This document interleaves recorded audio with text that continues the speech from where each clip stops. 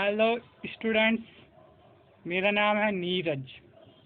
ये है आपका चैनल मैथ सॉल्यूशन। तो ये है क्वेश्चन नंबर 10 क्लास 10th की एक्सरसाइज 10.2 का। इससे पहले हमने क्वेश्चन नंबर 9 तक डिस्कस कर लिया है, तो आज हम डिस्कस करेंगे क्वेश्चन नंबर 10। तो इसमें क्या है, prove that the angle between two tangent drawn from an external point to a circle is supplementary to the angle sustained by line segment joining the point of contact at center। तो सबसे पहले circle ले लेते हैं एक। तो यहाँ पे एक सर्कल इस तरीके से मैंने बना दिया, ठीक है।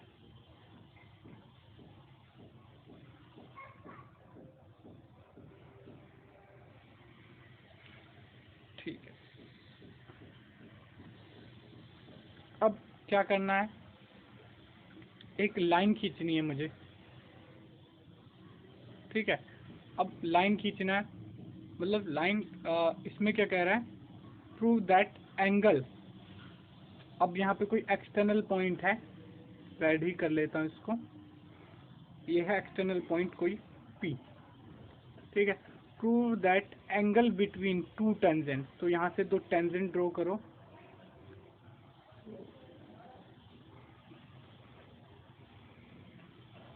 ये हो गई टेंजेंट और ये हो गई दूसरी टेंजेंट, ठीक है। ये यहाँ पे हो गया पॉइंट P, ठीक है। ये हो गए पॉइंट ऑफ कांटेक्ट। एक को A मान लेते हैं, A, और दूसरे को मान लेते हैं B।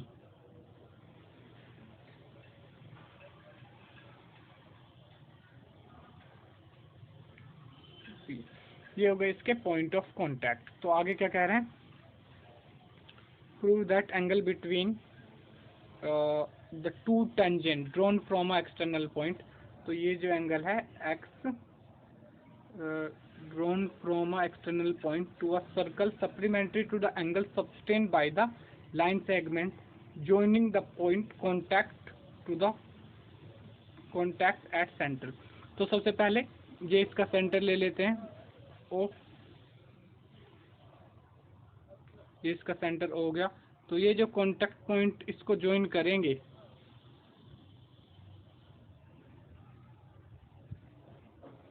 ठीक है। ये जो कांटेक्ट पॉइंट इसको ज्वाइन करेंगे, तो यहाँ पे जो एंगल बनेगा और यहाँ पे जो एंगल बनेगा, ये कह रहे हैं कि ये सप्लीमेंट्री होगा, इसको हमें प्रूव करना है। तो ये काफ़ी आसान है, इसको प्रूव करने की कोशिश करते हैं। पहले मैं एक बार आपको एक ऊपर से समझाने की कोशिश करता हूँ, तो समझ लेते हैं इसको। सबसे पहली बात, तो ये टेंजेंट है और ये रेडियस है, तो यहाँ पे जो एंगल बनेगा वो 90 डिग्री का होगा। यहाँ पे भी जो एंगल बनेगा इसी तरीके से 90 डिग्री का होगा। अब क्योंकि ये क्वाड्रिलेटरल है AP और BO, तो इसके टोटल एंगल का सम 360 होगा। तो ठीक है, इसी चीज को हम लिख के कर लेते हैं, ठीक है। तो यहाँ पे करते हैं सॉल्यूशन।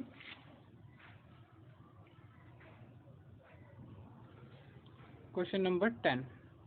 अब इसमें क्या कह रहा है, तो सबसे पहले हमने क्या करा है,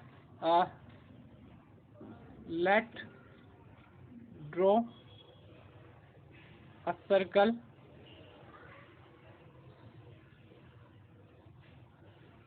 with centre O and let a external point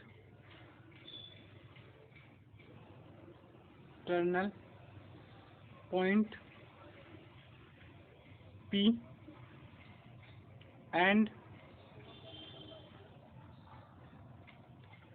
draw two tangent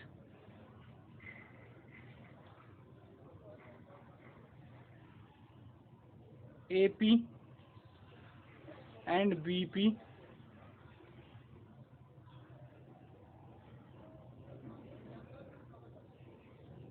from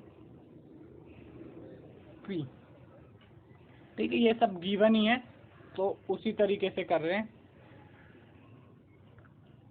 ठीक है, इसको P से ज्वाइन कर दिया, ये सब मैंने कराई है। तो उसके आगे हमने क्या करा वही अब लिख देते हैं। फिर उसके बाद क्या करना है, ज्वाइन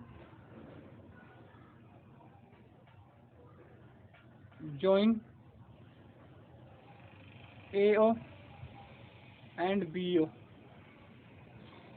ठीक है, ज्वाइन AO एंड BO। ठीक है, ये हो गया। इसके बाद हमने AO BO को ज्वाइन करा था, अगर पीछे देखना चाहो तो इस तरीके से। सबसे पहले हमने एक्सटर्नल पॉइंट लिया, उससे सबसे पहले सर्कल लिया, सेंटर O का एक पॉइंट लिया, उस पॉइंट से 2 टेंजेंट खींची। वो 2 टेंजेंट यही हैं। 1 मिनट इनको समझाने, तो बीच में हिल गया था शायद किसी वजह से, तो एक बार इसको फिर से मैं कर लेता हूँ।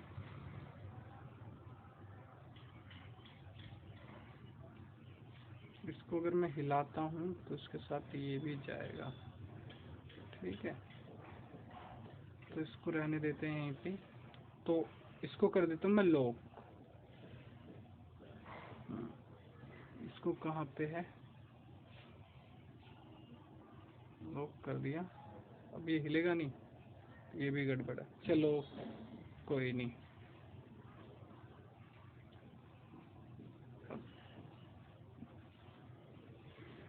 ठीक है।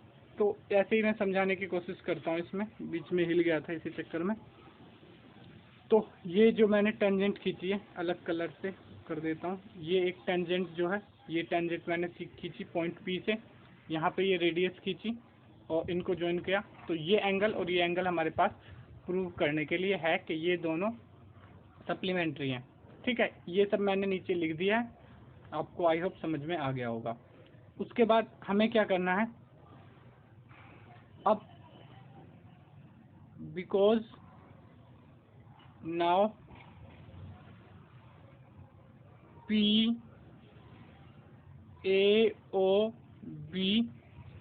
is a quadrilateral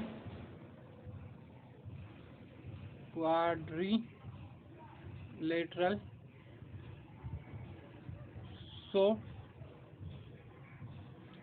अगर ये क्वाड्रिलेटरल है तो इसके सारे एंगलों का सम क्या होगा। यहाँ पे देखो, ये क्वाड्रिलेटरल है, यहाँ पे देखो, हालांकि ये पूरा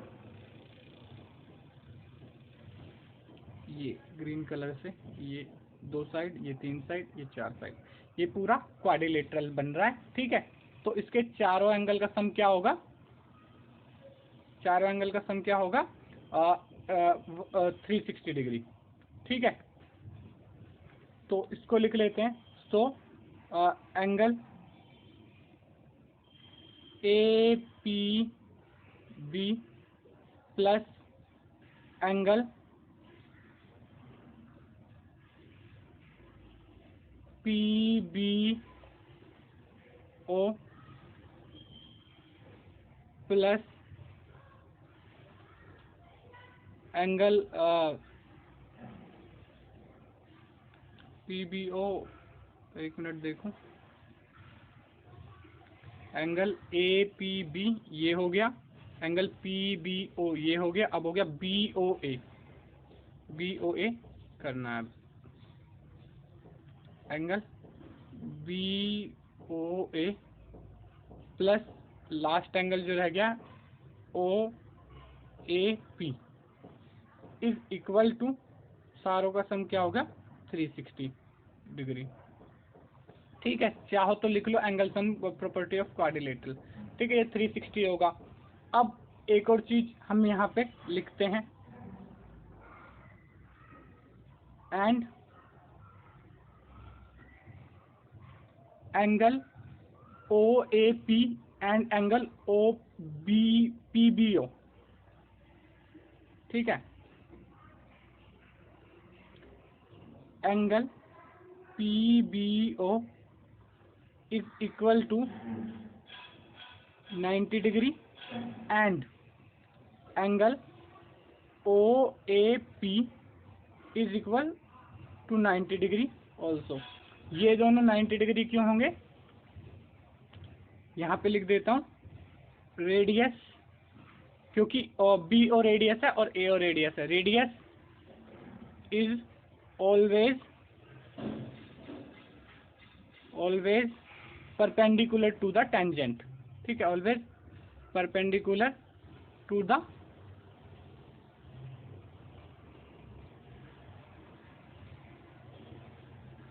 टेंजेंट। ठीक है, अब ये दोनों 90 डिग्री के, तो पुट द वैल्यू ऑफ, इनकी वैल्यू पुट करते हैं इसको इक्वेशन 1 में। ये जो है इसको इक्वेशन 1 मान लेते हैं, ये जो है इसको इक्वेशन 1 मान लेते हैं और इसमें वैल्यू पुट करते हैं।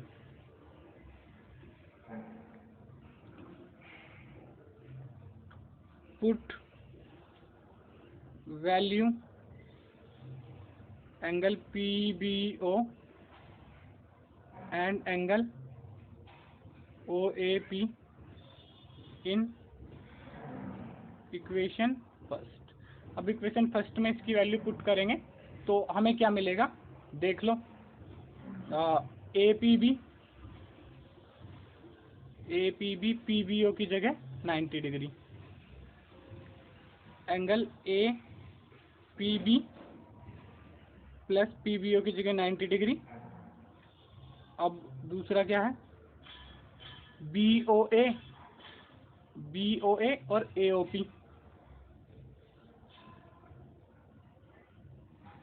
BOA एंगल का साइन लगा देते हैं, BOA प्लस, अब दूसरा वाला देखो OAP, और OAP तो 90 डिग्री का है। ठीक है, यहाँ पे से ऊपर से भी देख सकते हो, ये मैंने बताया हुआ है, OAP और PBO। ठीक है, दोनों 90 डिग्री के हैं। ठीक है, तो वो तो 90 डिग्री का है, तो 90 डिग्री का लिख लेते हैं OAP 90 degree is equal to 360 degree. अब 90 90 180 डिग्री। अब इन दोनों को आगे कर लेते हैं, angle APB plus BOA plus 90 90 180 degree is equal to 360 degree. 180 को ले जाके उधर माइनस कर देंगे तो APB plus angle BOA is equal to 360 degree minus 180 degree is equal to 180 degree.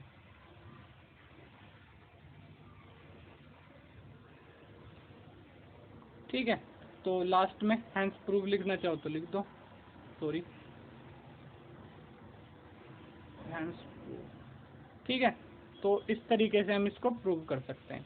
बढ़ते हैं फिर अगले क्वेश्चन की तरफ। Question number 1, sorry question number 10 था, ये कौन सा था एक बार मैं देख लूं। ये था क्वेश्चन नंबर 10। तो 11 करते हैं हम, 11 के लिए अगला पेज ले लेते हैं। ठीक है, प्रूव दैट पैरेललोग्राम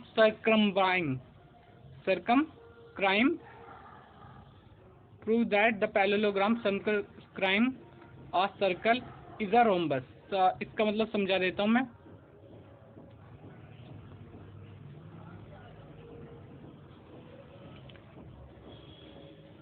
ये एक सर्कल है,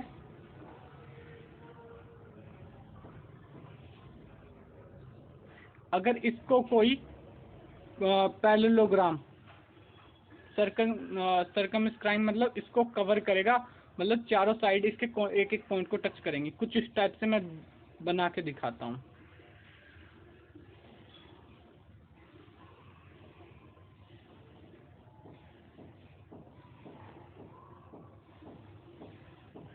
पूरे को नहीं, पूरे को नहीं,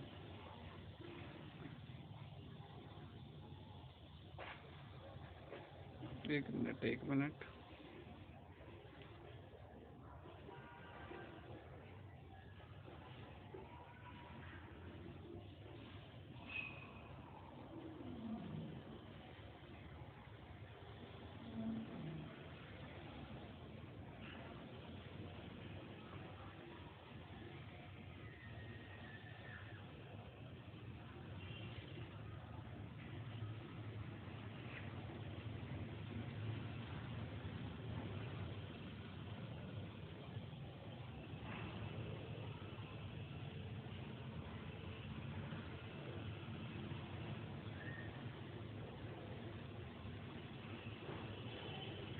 हाँ अब परफेक्ट है, ठीक है। इस तरीके से सरकमस्क्राइब मतलब इसको पूरा कवर कर रहा है। ये पॉइंट जो हैं वाइट कलर से एक बार दिखा देता हूँ, ये पॉइंट जो है कॉन्टैक्ट पॉइंट है, ठीक है। तो अब ये पैरेललोग्राम जो है ये एक रोम्बस है, ये हमें प्रूव करना है। आई थिंक यही था, prove that the parallelogram circle the circle is rhombus, ठीक है। तो सॉल्यूशन 11 का स्टार्ट करते हैं। अब सेम प्रोसेस है, let a circle with centre O, तो सेंटर ओ ले लेते हैं इसका।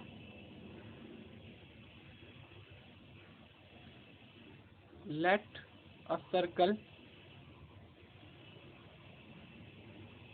विथ सेंटर ओ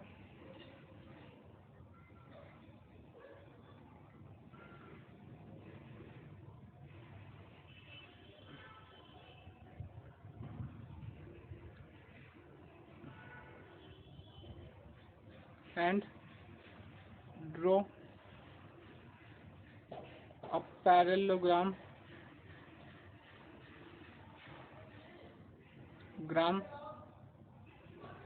circumscribing, इसको शॉर्टकट में ही लिख देता हूँ, circumscribing it। तो इस तरीके से ये हमने ड्रॉ कर ही रखा है ऑलरेडी। अब क्या करना है, ड्रॉ अ पैरेललोग्राम, पैरेललोग्राम का नाम लिख देना चाहिए था हमें शायद, पैरेललोग्राम ABCD, ठीक है, ABCD। अब उसके आगे लिख देते हैं सरकम इट, ठीक है। ये इतना हमने ड्रॉ कर लिया। तो अब इसको नाम देना रह रहा है, तो इसको नाम भी हम दे देते हैं। ये है ABCD, ठीक है। अब इसके कॉन्टैक्ट पॉइंट को भी नाम दे देते हैं, कॉन्टैक्ट पॉइंट को भी इसके नाम दे देते हैं। Let the contact point of circle and parallelogram are W, X, Y and Z। तो इनको क्या दे देते हैं, W, X, Y, Z। तो ये W हो गया, X, Y, Z, ये हो गए इसके कॉन्टैक्ट पॉइंट। अब क्योंकि इसमें क्वेश्चन में दिया हुआ है पहले से ये पैरेललोग्राम है, ठीक है। तो AB is equal to CD, ठीक है। और बाकी जो है AB is equal to CD, यानी कि आमने सामने की साइड तो बराबर होती हैं। And BC is equal to AD, and BC is equal to AD। तो ये लिख लेते हैं, BC is equal to AD, ये हमें गिवन है, ठीक है। अब बढ़ते हैं आगे, क्या करना है इसमें।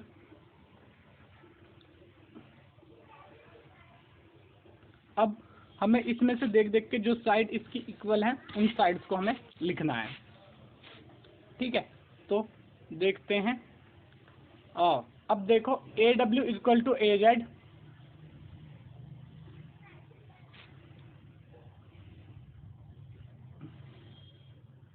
AW ये क्यों होंगी मैं बताऊंगा अभी। AW सही से नहीं बन पा रहा, AW is equal to AZ, ठीक है। और BW इक्वल टू BX,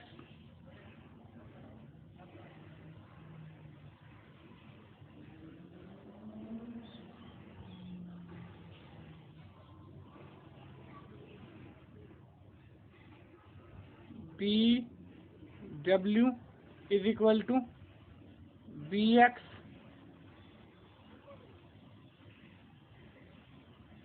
ठीक है। और C X is equal to C Y,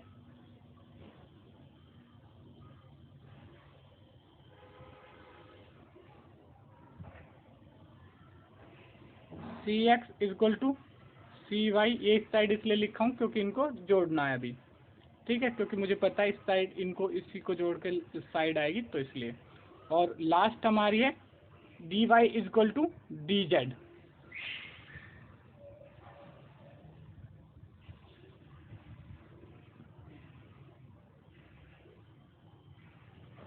D Y is equal to D Z. और ये सब पता होगा अगर किसी को, बच्चे को तो पता होगा, नहीं तो मैं बता देता हूँ कि ये सब बराबर क्यों है। क्योंकि ये सब जितने भी हैं, अगर आप देखोगे ये ए पॉइंट है, इससे दो टेंजेंट जा रही हैं ए डब्ल्यू और ये, तो ये दोनों बराबर होंगी। बी से ये दोनों टेंजेंट हैं क्योंकि एक पॉइंट पे टच कर रही हैं, तो ये दोनों बराबर होंगी। सी पॉइंट से ये और ये बराबर हैं, और डी पॉइंट से ये दो टेंजेंट जा रही हैं, तो ये भी बराबर होंगी, ठीक है। यहाँ पे लिख देता हूँ tangent from a point are equal, ठीक है। Tangent from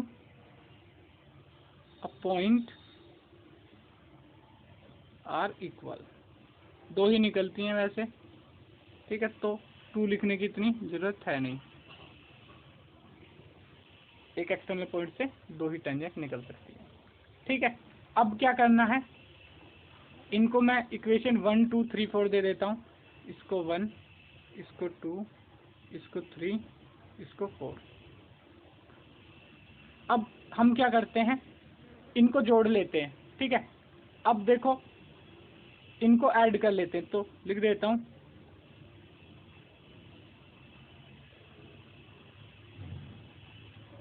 add equation first, second, third and fourth, ठीक है। अब इनको जोड़ूंगा तो क्या आएगा, A W B W C Y D Y, इस साइड आ जाएगा ए डब्ल्यू बी डब्ल्यू और क्या था D C Y D Y plus C Y plus D Y. अब इसके इक्वल में इस साइड क्या आएगा, A Z B X C X D Z, A Z plus B x plus C x plus D Z, ये आ गया। अब यहाँ से अगर हम देखें ए डब्ल्यू और बी डब्ल्यू को जोड़ूंगा तो क्या बनेगा, एक बार फिगर में ही देख लेते हैं। ए डब्ल्यू और बी डब्ल्यू को जोड़ूंगा तो ए बी बन जाएगा, तो लिख देते हैं इसकी जगह पे ए बी। इन दोनों को ऐड करके लिख देते हैं यहाँ पे ए बी, तो इन दोनों को ऐड करके यहाँ पे आ जाएगा A B plus C Y D Y को ऐड करूंगा तो क्या बनेगा, सी डी बनेगा। फिर भी दिखा देता हूँ, सी वाई और ये डी वाई, इन दोनों को ऐड करूंगा तो ये सी डी बन जाएगा।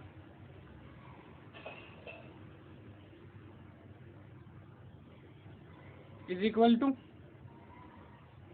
ठीक है, इन दोनों को भी जोड़ दिया।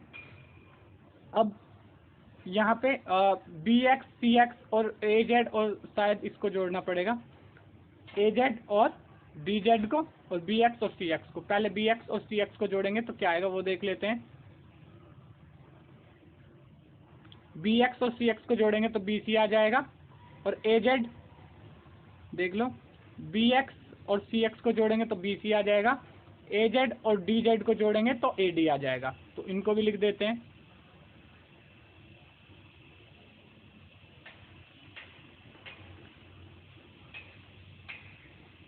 सॉरी, ए जेड और बी जेड को जोड़ा तो क्या आ जाएगा ए डी, और बी एक्स और सी एक्स को जोड़ा तो आ जाएगा बी सी, ठीक है। अब हमें क्या पता है, अगर हमें पता है, देखो ऊपर से यहाँ से A B equal to C D, B C equal to A D, B C equal to A D है, तो AD की जगह पे मैं BC लिख सकता हूँ या BC की जगह पे AD लिख सकता हूँ। तो मैं BC की जगह पे AD लिख लेता हूँ, क्योंकि यहाँ पे देख लो AB इक्वल टू CD और BC इक्वल टू AD। तो यहाँ पे से मैं लिख सकता हूँ, इसको इक्वेशन क्या नाम दूँ, इसको इक्वेशन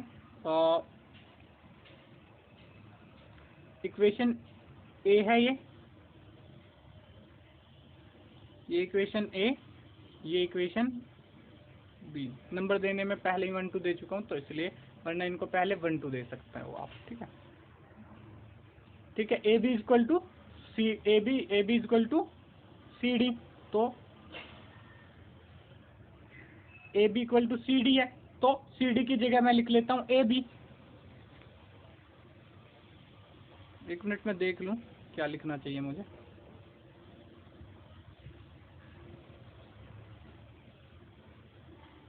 AD, इधर से तो AD बना लेंगे और दूसरी ये बना लेंगे CD। हाँ CD, ठीक है।